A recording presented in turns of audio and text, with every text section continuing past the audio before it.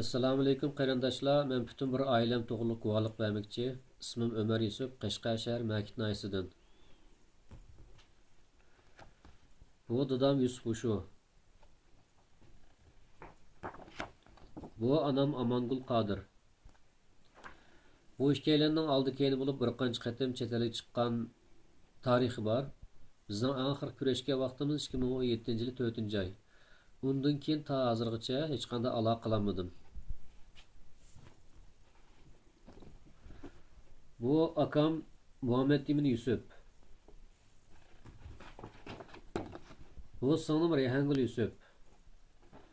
Bu ikkilan 2017-yil 6-oyda Misr va Turkiyaga sayohat chiqqan, sayohatdan keyin vatan qaytgan.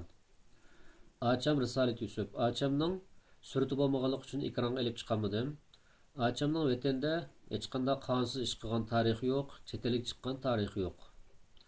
Bu ikkilan 2017-yil 3-oyning oxiri sebepsiz tutib ketilgan. Hozir turmalardimi, lagerlardimi yoki vafot topdimi? Buni bilmayman. Yana bir acham Maryamgul Yusuf. Bu achamnimi hozir yashayotgandi yoki turmalar ekib ketdimi? Buni bilmayman. Yuqori qarindoshlarimning jami 11 tane Qur'onga yetmagan bolasi bor. Bularni kim beqyotidi, nima turibdi? Buningdan hech qanday xabarim yo'q. Xalqaro jamiyatlarning Shuhrat Zokirning lagerdagilarning hammasini qo'yib yotdiq degan sepsesiga ishonmaslikni umid qilaman.